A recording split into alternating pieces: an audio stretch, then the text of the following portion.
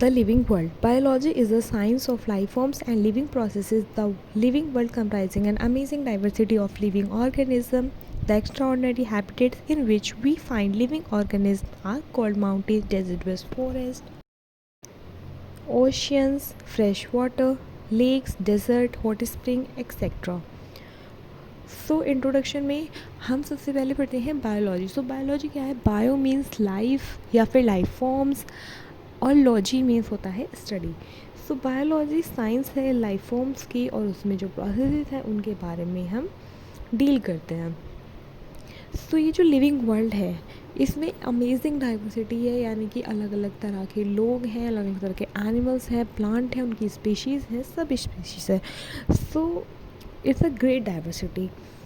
Extraordinary habitats हैं और उनमें पाए जाने वाले अलग अलग ऑर्गेनिज्म हैं. कोल्ड माउंटेन्स, फॉरेस्ट में एंड ओशियंस, डेजर्ट, अकॉर्डिंगली वहाँ पर स्पीशीज़ पाई जाती हैं. जैसे डेजर्ट में cactus and camels.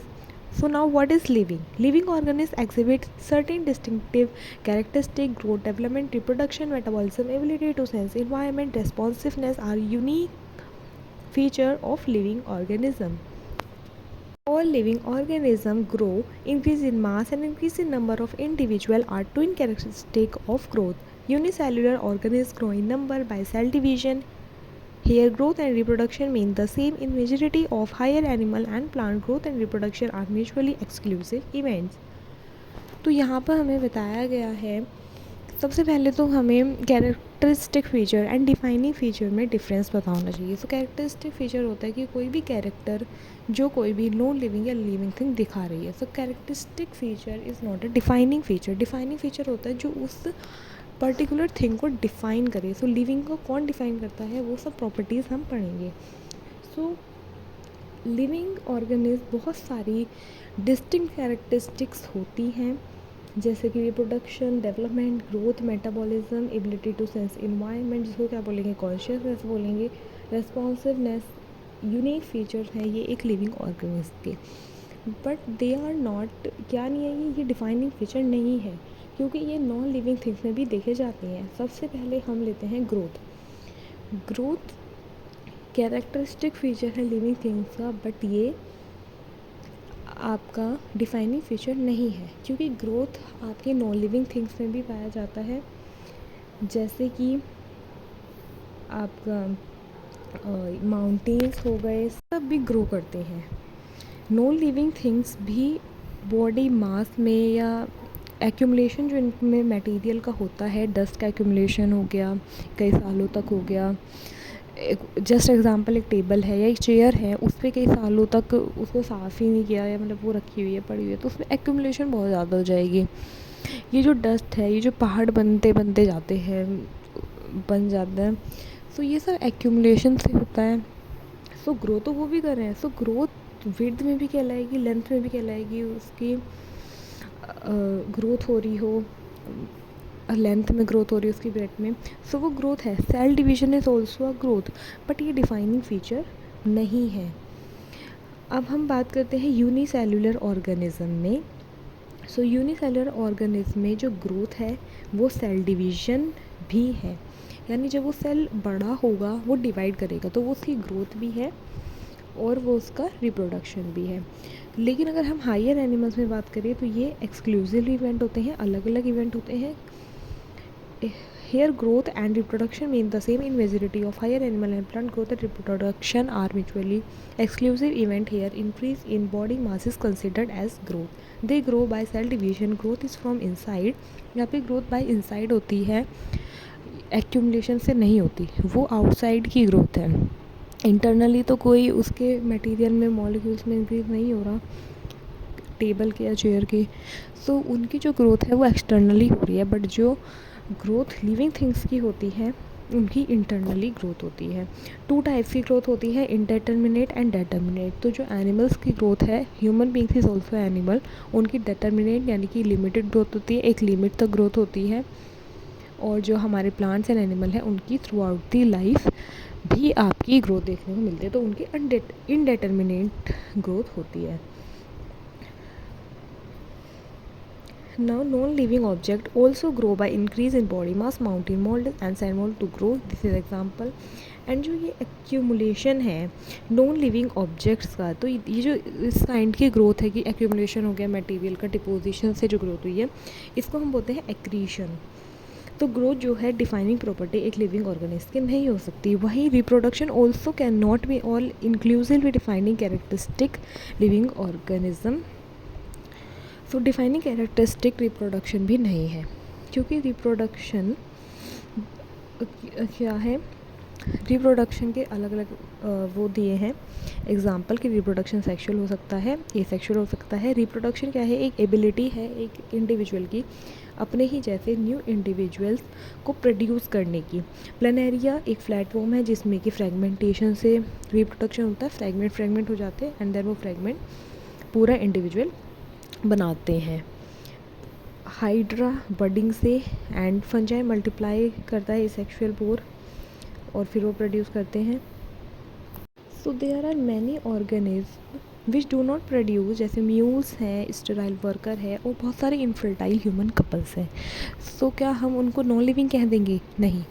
So that's why reproduction is not a inclusively defining characteristic of living organism. Of course जो नॉन लिविंग ऑब्जेक्ट है इज़ कैपेबल ऑफ रिप्रोड्यूसिंग और रिप्लिकेटिंग बाय सेल्फ, वो भी अपने जैसी दूसरी कॉपीज़ बना सकते हैं. Next is all living organisms are made of chemicals which are constantly being made and changed in some other biomolecules. This conversion are chemical reaction or metabolic reaction. Sum total of all chemical reaction occurring in our body is called metabolism.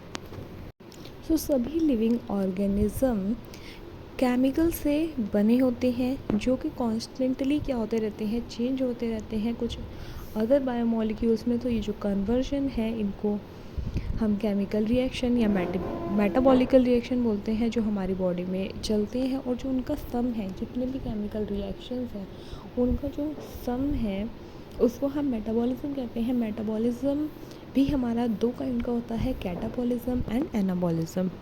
So anabolism जो synthesis है simpler one से complex substance हम बनाते हैं, और catabolism हम complex को break down करते हैं, उनका ब्रेक डाउन करते हैं सिंपलर वंस में. All plants, animals, fungi, microbes exhibit metabolism. तो सब प्लांट्स में, एनिमल में, फंजाई में मेटाबॉलिज्म होता है. नॉन लिविंग ऑब्जेक्ट्स में या नॉन लिविंग थिंग्स में मेटाबॉलिज्म नहीं होता. मेटाबॉलिक रिएक्शंस हम टेस्ट ट्यूब्स में भी करते हैं, सेल फ्री सिंथेसिस करते हैं सेल फ्री सिस्टम्स में. सो उनको हम लिविंग रिएक्शंस बोलेंगे, ना कि living things. Metabolic reaction can be demonstrated outside the body in cell-free system. An isolated metabolic reaction outside the body of an organism performed in test tube is neither living or non-living. ना तो वो living है ना वो non-living है. Hence, high metabolism is defining feature of all living organism without exception.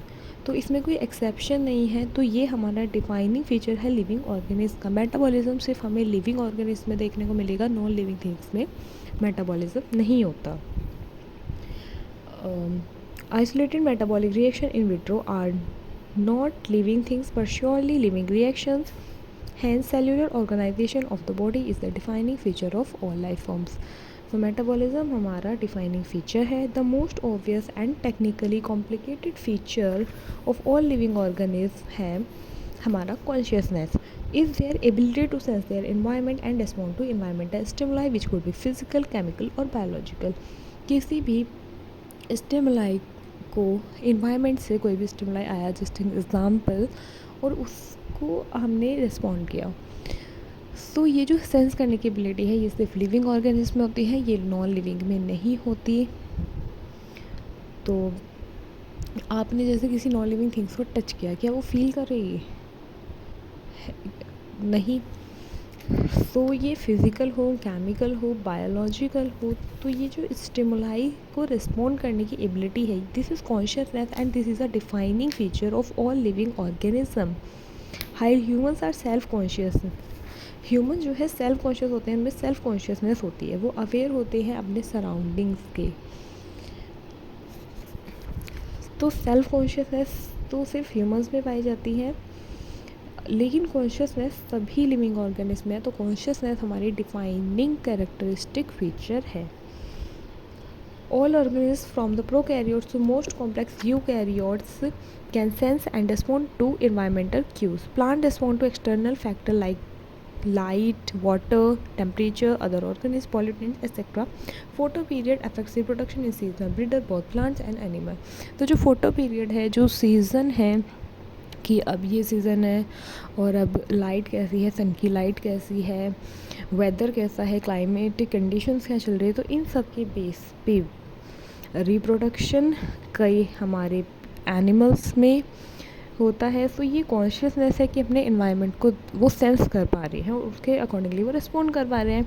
जैसे कि sunflower है, वो सनलाइट के अकॉर्डिंगली अपने डायरेक्शन को चेंज कर लेता है। So all organisms are aware of their surrounding. Human beings is the only organism who is aware of himself, has self-consciousness. Consciousness therefore become the defining property of living organism. तो हमारी कौन कौन सी living defining property है living organism की? एक तो cellular organisation, कि हमारा सेल्यूलर ऑर्गेनाइजेशन हो, क्योंकि सेल में ही मेटाबॉलिक रिएक्शन होते हैं, और हमारी कॉन्शियसनेस। ये हमारे दो डिफाइनिंग कैरेक्टरिस्टिक फीचर है जो हमने अब तक पढ़े। अब जो पेशेंट कोमा में होते हैं, जिनका ब्रेन डेड कह दिया जाता है, उनमें सेल्फ कॉन्शियसनेस नहीं होती। तो इसका मतलब क्या वो लिविंग नहीं है? वो लिविंग है, क्योंकि वो कॉन्शियसनेस तो है, उनमें सारी मेटाबॉलिक एक्टिविटीज़ उनमें हो रही हैं, वो सांस भी ले पा रही हैं, और उनकी सेलुलर ऑर्गेनाइजेशन है वो सेल से मिलकर बनी है। तो सेलुलर ऑर्गेनाइजेशन, मेटाबॉलिक एक्टिविटी हो, कॉन्शियसनेस हो, वो हमारा लिविंग बीइंग होगा। All living phenomena due to underlying interaction property of tissues are not present in the constituent cell but arise as a result of interaction among the constituent cell. Similarly, properties of cellular organelles are not present in the molecular constituents of the organelle but arise as a result of interaction among the molecular component comprising the organelle. This interaction results in the emergent property at a higher level of organization. This phenomena is true in the hierarchy of organizational complexity at all levels. Therefore, living organisms are self-replicating, evolving and self-regulating interactive system capable of responding to external stimuli. So अगर हम बात करें तो जो जितनी भी living phenomena होती हैं वो अंडरलाइंग इंटरेक्शन से होती है। जो प्रॉपर्टीज़ है टिश्यू की वो एक अकेली सेल नहीं डिफ़ाइन कर सकती।